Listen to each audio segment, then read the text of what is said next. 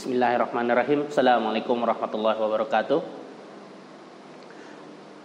Alhamdulillahirabbil alamin. Assalatu wassalamu ala asrofil anbiya'i wal mursalin wa ala alihi wa sahbihi ajmain. Allahumma sabri wa yassirli amri wahlul 'uqdatam min lisani yafqahu qawli.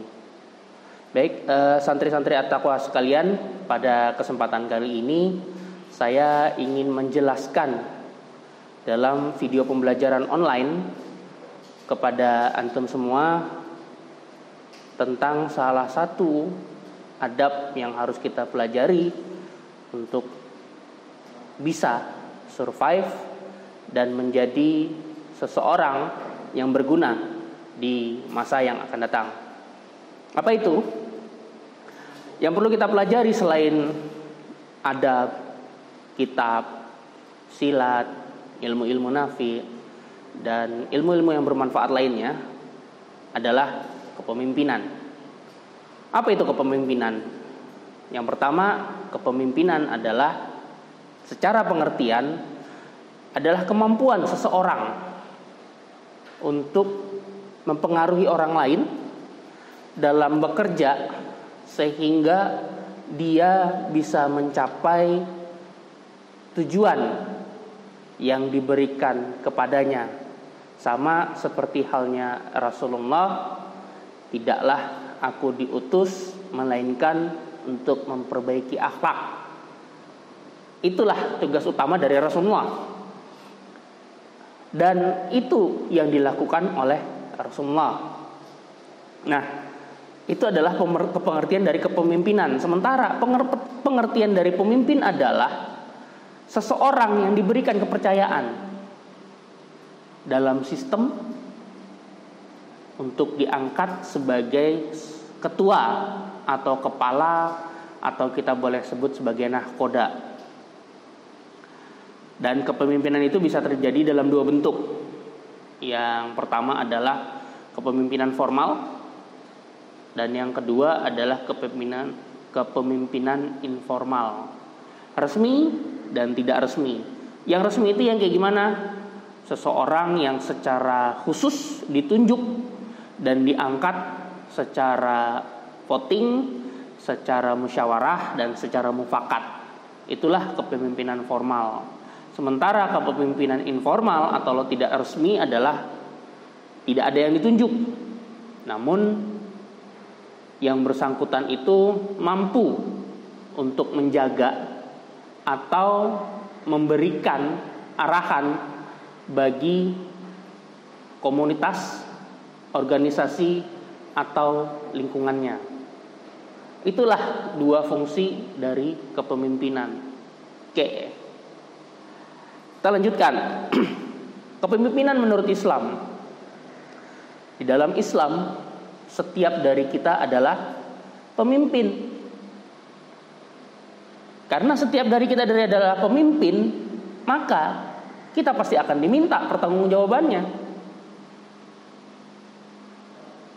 Dan kalau misalnya kita bisa lihat banyak ayat di dalam Al-Quran, berlakulah adil karena adil itu lebih dekat kepada takwa di dalam agama. Kemudian Al-Quran surat Al-Qalam ayat 4, terjemahannya saja, dan sesungguhnya engkau Muhammad benar-benar berada dalam akhlak yang agung. Inilah salah satu bentuk akhlak yang berusaha dilaksanakan oleh Rasulullah sehingga kita bisa mencontoh beliau. Nah, oleh sebab itu, kepemimpinan adalah pelanjut perjuangan Rasulullah dalam bidang politik.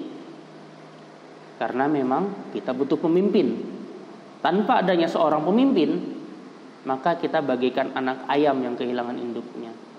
Semuanya pasti akan tercerai-berai. Oke? Baik. Bagaimana selanjutnya untuk menjadi seorang pemimpin yang baik? Pemimpin yang baik adalah pemimpin yang siap untuk memimpin, dan dia juga siap untuk dipimpin. Ya, Karena pemimpin yang baik, dia harus lebih dulu paham dan tahu bagaimana rasanya dipimpin. Dia siap buat belajar dari pimpinannya yang terdahulu, untuk kemudian dia akan belajar untuk memimpin dengan gayanya sendiri. Oke, baik santri-santriku sekalian. Belajar dan belajar. Kepemimpinan adalah belajar. Pertama, selain tadi sudah saya bahas, pemimpin adalah orang yang harus bisa menjadi teladan atau contoh yang harus diikuti dan siap untuk mendahului. Belajarlah dari pengalaman. Kita sudah banyak bertemu dengan pemimpin-pemimpin yang ada di sekitar kita. Apa yang mereka lakukan? Bagaimana cara memimpinnya? Jika memang menurut kita ada kekurangan, bukan berarti lalu kita memalingkan wajah dari mereka. Tetaplah dipimpin oleh mereka, tapi jadikan kekurangan tersebut sebagai sarana untuk kita memperbaiki atau pengingat bagi kita untuk tidak melakukan hal yang sama. Belajar dari lingkungan. Hari ini kita di Depok, kita di Jawa Barat, kita punya pemimpin Kota Depok, kita punya pemimpin pesantren At-Taqwa, kita punya pemimpin Jawa Barat, kita punya pemimpin DKI, dan kita juga punya pemimpin negeri ini. Belajarlah dari mereka. Bagaimana cara mereka memimpin? Lalu, apa yang ingin kita sampaikan atau apa yang ingin kita lakukan untuk menjadi pemimpin selanjutnya? Oke. Lanjut. Saya ingin jadi pemimpin, Pak. Apa yang harus saya pelajari? Karena di dalam Islam ada 4 hal yang menjadi karakter seorang pemimpin. Yang pertama, amanah atau bisa dipercaya. Nanti kita akan bahas satu persatu latihannya seperti apa. Bagaimana latihan untuk jadi seorang pemimpin, nanti kita akan bahas satu persatu. Yang pertama itu adalah amanah, bisa dipercaya. Sudahkah kita bisa dipercaya untuk jadi seorang pemimpin? Sudahkah kita menjadi orang yang dipercaya oleh lingkungan kita, teman-teman kita, saudara kita, guru kita, orang tua kita, dianggap sebagai insan yang amanah? Kalau misalnya sudah bisa, salah satu syarat sudah kita penuhi. Yang kedua, sidik, benar.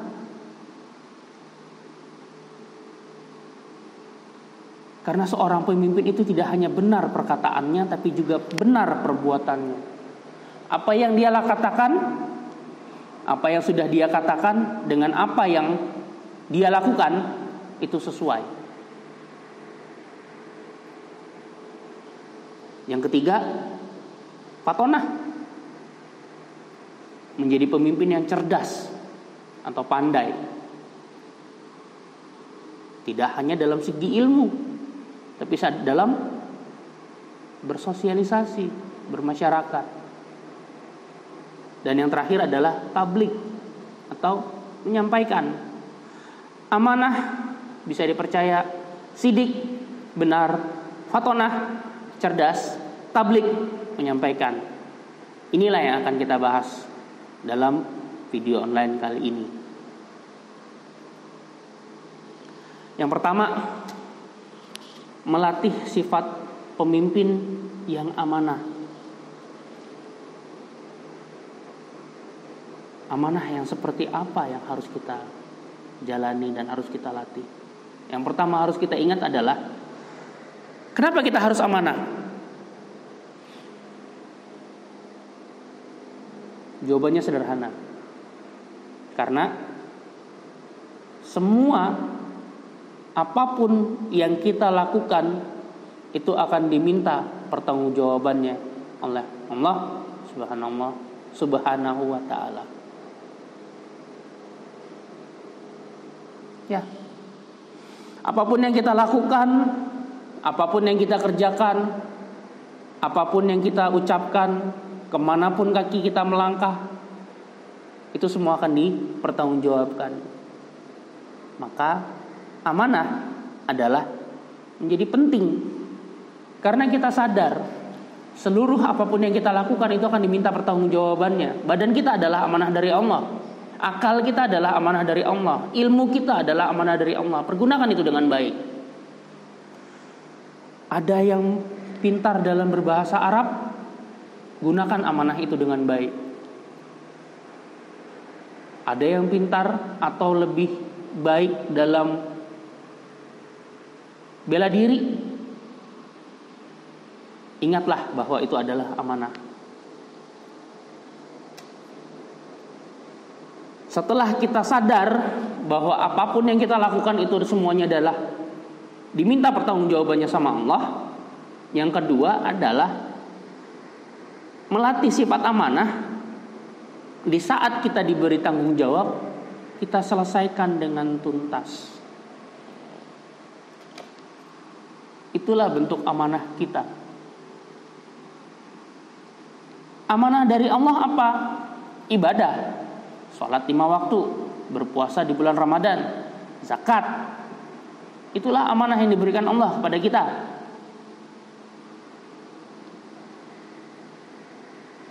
Amanah dari orang tua, belajar dengan baik.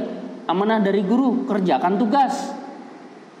Amanah dari teman, tolong sampaikan surat sakit saya kepada guru yang bersangkutan, hantarkan. Itulah bentuk amanah. Semua yang dipercayakan kepada kita, kita laksanakan dengan baik. Karena Rasulullah yang pertama kali dikenal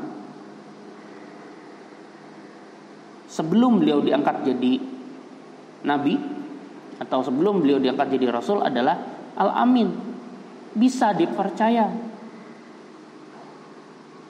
Sudahkah kita jadi orang yang bisa dipercaya? Latihlah diri kita untuk bisa jadi orang yang dipercaya. Kalau waktunya sudah harus mengumpulkan tugas, kumpulkan. Di saat kita datang ke pondok harus mengumpulkan HP, kumpulkan. Karena itu salah satu bentuk menjaga kepercayaan atau menjaga amanah yang diberikan kepada kita. HP yang diberikan oleh orang tua itu adalah amanah dari orang tua kepada kita. Kita tentu tidak mau kan HP itu disita hanya karena keinginan kita untuk menggunakan HP yang ujungnya kita akan dapat hukuman. Tentunya kita tidak mau. Jagalah amanah itu. Tapi yang paling penting adalah menjaga amanah dari Allah. Semakin kita terbiasa menjaga amanah dari Allah, maka menjaga amanah dari manusia akan lebih mudah.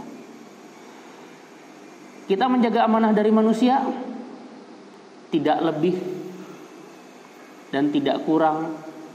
Tujuannya adalah mencari ridha Allah. Itulah tujuan dari amanah. Taatlah dengan aturan. Karena mentaati peraturan itu adalah salah satu bentuk amanah yang harus kita jaga.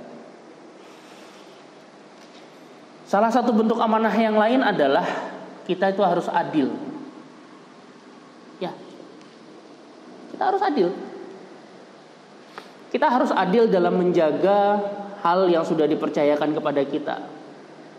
Seorang hakim akan karena dia sadar dengan amanah yang dia bawa, dia akan menjaga dirinya untuk tidak khianat. Berapapun besar sogokan yang mungkin akan dia terima untuk berlaku curang, dia tidak mau. Karena dia tahu dia adalah penjaga amanah keadilan. Lalu kita sebagai santri apa tugas kita? Menjaga amanah ilmu. Jagalah amanah tersebut.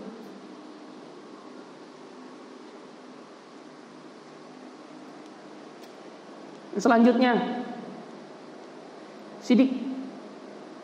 Bagaimana cara kita mengasih sifat sidik atau benar? Benar dalam berkata, benar dalam berbuat. Berkatalah yang baik, dalam agama sudah diajarkan, berkatalah yang baik atau diam. Imam Hambali seringkali menyatakan, saya tidak tahu.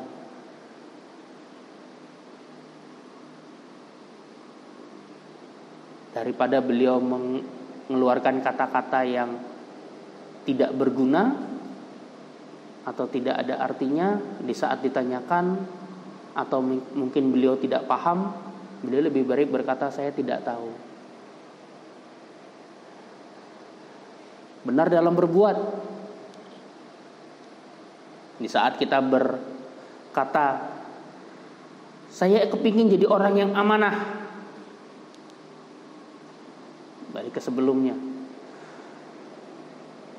maka kita harus jadi orang yang sidik.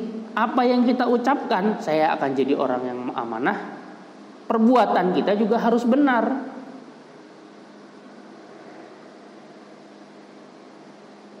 Kalau misalnya sudah berjanji, ditepati. Itulah perbuatan yang benar. Selain itu sebuah perbuatan yang benar, itu juga adalah bentuk menjaga amanah. Benar, jujur. Seorang pedagang yang jujur, di saat dia ditanya, ini ada 2 jeruk, satu jeruk A, yang satu jeruk B. Yang jeruk A ini harganya lebih mahal, untungnya lebih besar, tapi rasanya sedikit lebih asam dibanding jeruk B. Seorang pedagang yang jujur dan yang berkata benar, di saat konsumennya akan bertanya, Pak, enakan yang mana Pak? Jeruk A atau jeruk B? Bapak kepingin jeruk yang manis atau kepingin jeruk yang sedikit asam? Pedagang tersebut akan berkata dengan jujur, walau pahit, walau untungnya sedikit. Jeruk B mungkin untungnya sedikit, tapi di saat seorang konsumen bertanya kepada pedagang tersebut, dia akan bilang, kalau Bapak lebih suka jeruk yang rasanya sedikit asam, saya sarankan yang A. Tapi kalau misalnya Bapak lebih suka jeruk yang manis, saya sarankan beli yang B. Itulah jujur. Walaupun yang habis itu adalah jeruk B dan keuntungannya sedikit, tapi dia sudah jujur. Itulah yang penting. Sidik.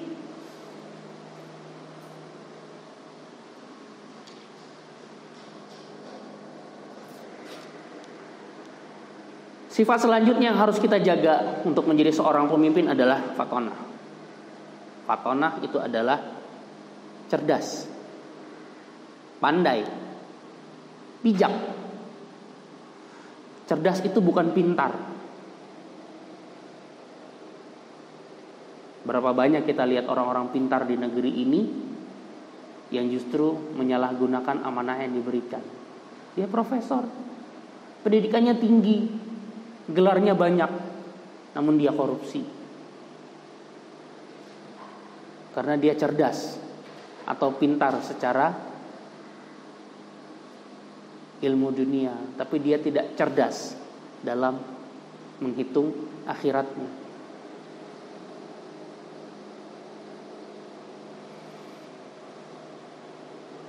Selain cerdas,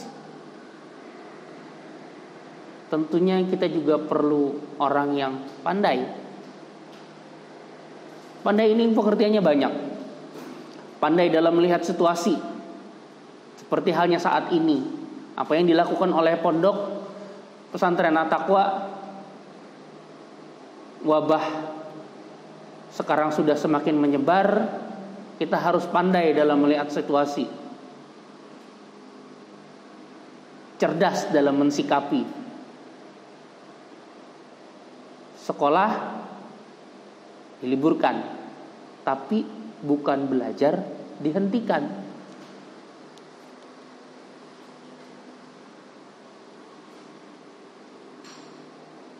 Itulah bentuk cerdas dan pandai. Cerdas dan pandai selanjutnya adalah pandai dalam memilah serta memilih.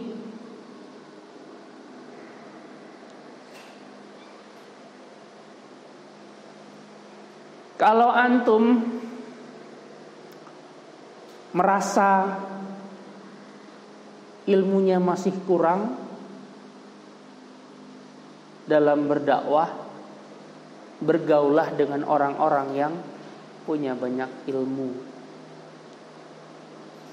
Bertemanlah dengan alim atau orang-orang yang berilmu.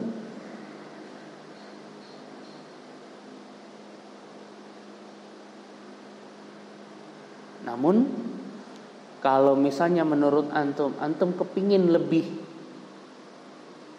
bisa dalam hal lain, contohnya dalam bidang olahraga, bertemanlah dengan atlet. Itulah cerdas dalam memilih. Kita ingin seperti apa? Pandai-pandailah kita dalam memilih. Pandai memilih teman, pandai memilih buku bacaan, pandai dalam memilih sosial media yang akan kita ikuti. Itulah bentuk fatonah.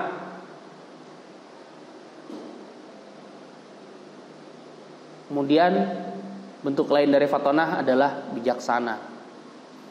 Tidak hanya sekedar pintar, tidak hanya sekedar cerdas, tidak sekedar berilmu, tapi dia juga bijaksana.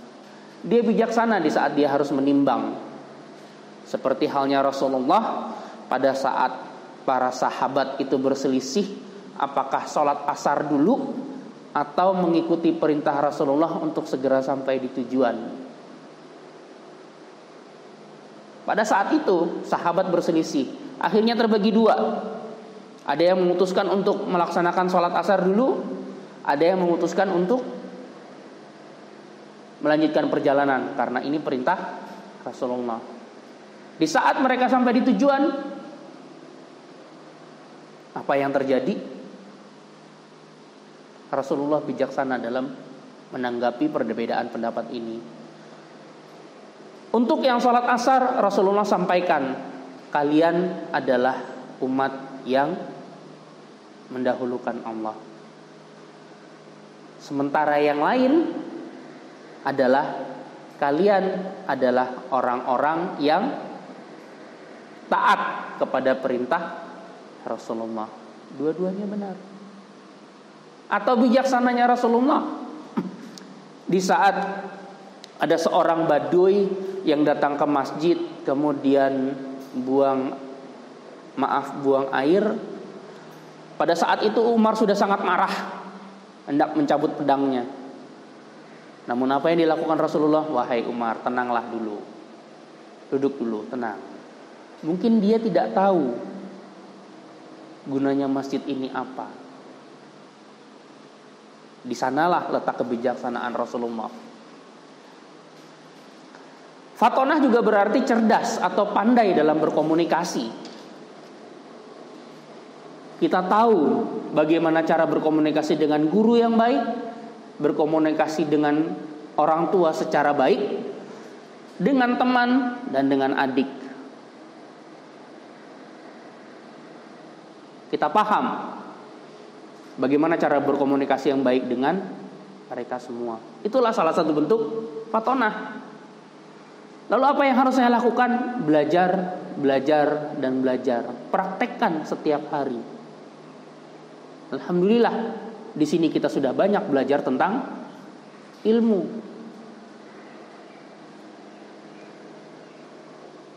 Selanjutnya tabligh atau menyampaikan.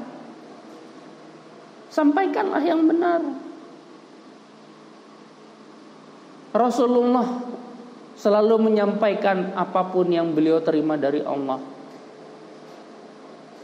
Walaupun itu sebuah surat yang menegur beliau di saat bermuka masam dalam bertemu dengan sahabatnya. Jujur, sampaikan yang benar walaupun itu pahit.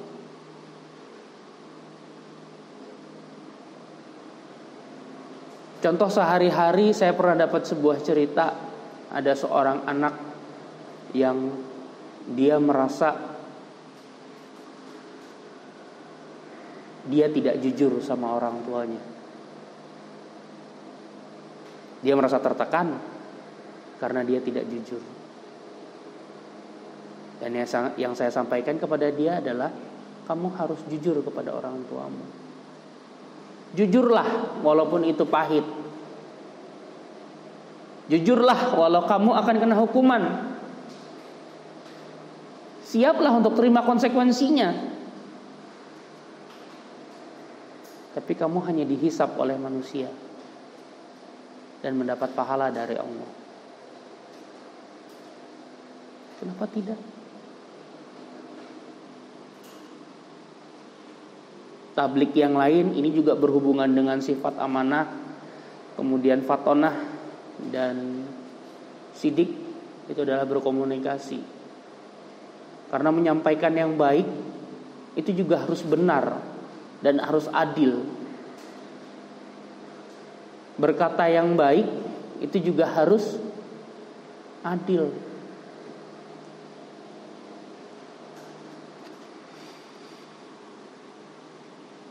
Itulah 4 hal yang bisa saya sampaikan kepada antum semua sebagai santri. Ada lagi hal yang itu secara agama ya. Rasulullah sudah mengajarkan atau Rasulullah sudah memberikan contoh 4 hal ini. Sidik, amanah, fatonah, dan tablik. Namun saya akan sedikit menambahkan kepada antum bagaimana caranya untuk menjadi seorang pemimpin yang baik dan benar. Kita semua jadi pemimpin. Kita semua akan dimintakan pertanggungjawabannya. Yang pertama adalah selain yang sifat 4 tadi, sidik, amanah, fatonah, dan tablik, ini latihan buat antum sebagai santri. Boleh dipraktekkan kepada teman, boleh dipraktekkan kepada adik-adik, atau boleh dipraktekkan kepada siapapun. Karena ini saya rangkum dari sebuah penelitian yang dilakukan oleh perusahaan konsultan ternama di dunia, Gallup. Dan saya akan rangkum di dalam beberapa hal yang bisa antum praktekkan untuk jadi seorang pemimpin. Yang pertama adalah, sudahkah kita tahu apa yang kita harapkan dari anggota kita, atau dari teman kita, atau dari adik-adik kita? Kita ingin mereka jadi seperti apa? Ingin menjadi lebih baik yang seperti apa? Jelaskan. Dek, kakak kepingin kamu sholatnya yang baik.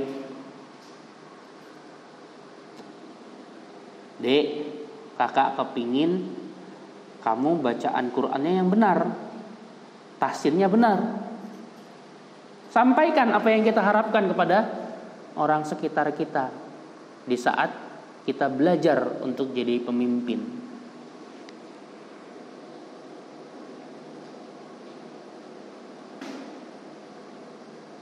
Kalau mereka sudah tahu, teman-teman kita, adik-adik kita sudah tahu, maka yang kita lakukan adalah selanjutnya berikan apa yang mereka butuhkan.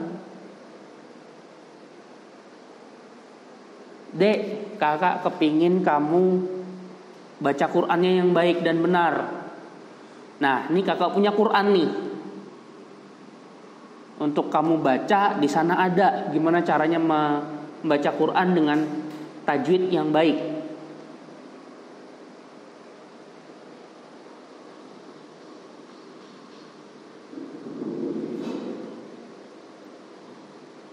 Kakak kepingin kamu sholatnya baik dan benar.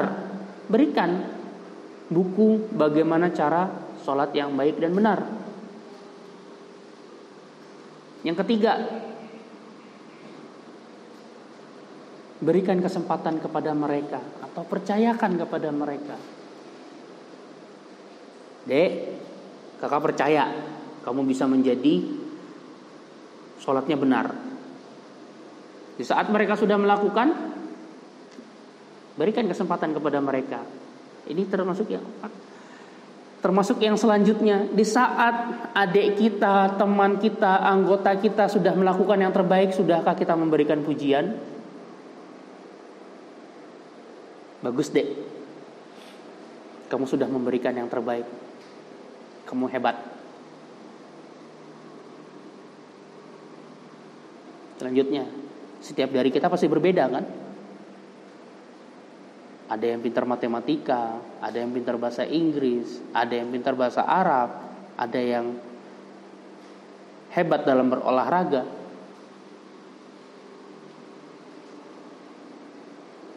Hargai. Kakak tahu kamu hebat dalam bermain sepak bola, karena dia pribadi yang suka bermain sepak bola. Hargai pribadinya.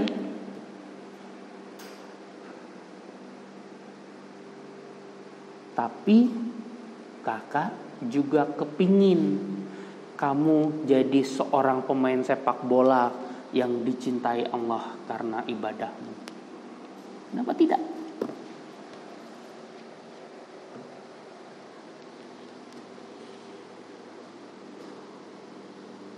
Kalau dia sudah seorang pemain sepak bola, sudah belajar sholat, sudah belajar Al-Quran, membaca Al-Quran dengan baik dan benar, dorong kemajuannya. Bagus dek. Hari ini kamu sudah bisa bangun jam 5:30 untuk sholat subuh. Biasanya baru 5:30 kan? Alhamdulillah sekarang sudah bisa 5:30. Ayo sama-sama sama kakak. Besok kita sholat subuhnya lebih cepat lagi ya. Sekarang 5:30, besok 5:45 boleh? Sampai akhirnya dia semakin maju, semakin baik, dan semakin baik, akhirnya dia bisa sholat subuh tepat waktu. Dorong kemajuannya. Tapi juga kita jangan lupa untuk menghargai pendapatnya.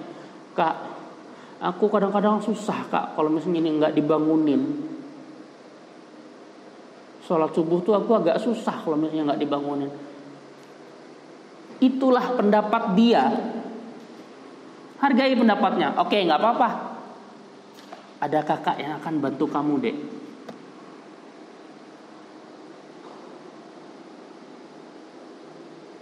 Seorang mudabir pasti akan berusaha untuk menghargai pendapat dari adik-adik SD asramanya. Bang, bangunkanlah kita lebih cepat. Oke, siap. Kita sama-sama ya.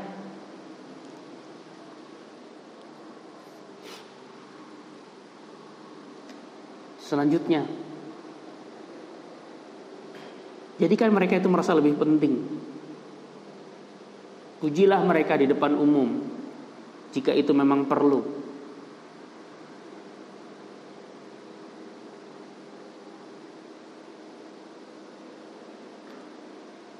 Karena kalau misalnya mereka sudah merasa penting, mereka akan berbuat lebih baik dan lebih baik lagi.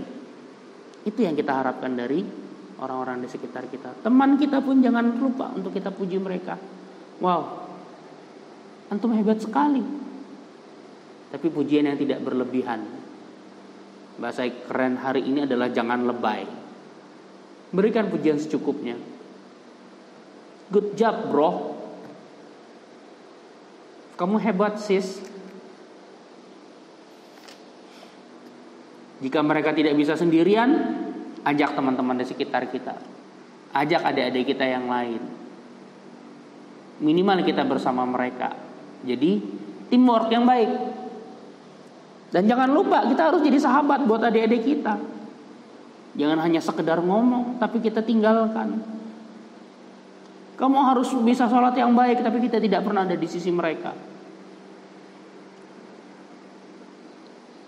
Karena sahabat yang baik adalah sahabat yang selalu berada di sisi temannya, dalam suka maupun dalam duka. Jangan lupa untuk selanjutnya mencatat setiap kemajuan yang anggota, adik, teman kita sudah capai.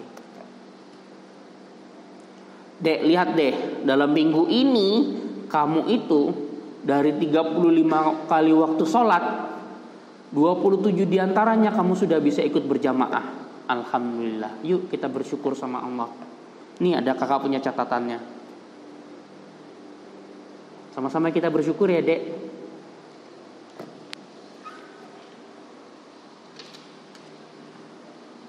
Itulah memimpin, menjadi orang yang dipercaya,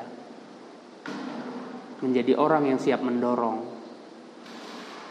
menjadi orang yang bijaksana, menjadi orang yang cerdas, menjadi orang yang apapun yang dia sampaikan itu adalah sebuah kebenaran. Sudahkah kita siap untuk memimpin?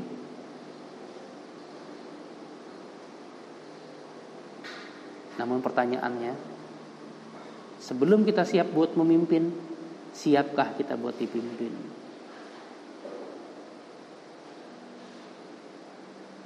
Belajar, belajar, dan belajar. Perhatikan lingkungan kita.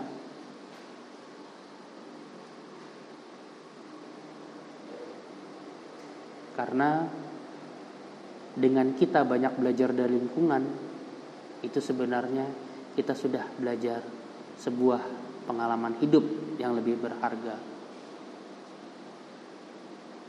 yang mudah-mudahan bisa menjadi bekal buat kita semua. Seperti halnya video singkat ini. Semoga ini bisa menjadi bekal buat santri At-Taqwa semuanya. Dan saya cukupkan sampai di sini. Terima kasih banyak. Wabillahi taufiq wal hidayah. Assalamualaikum warahmatullahi wabarakatuh.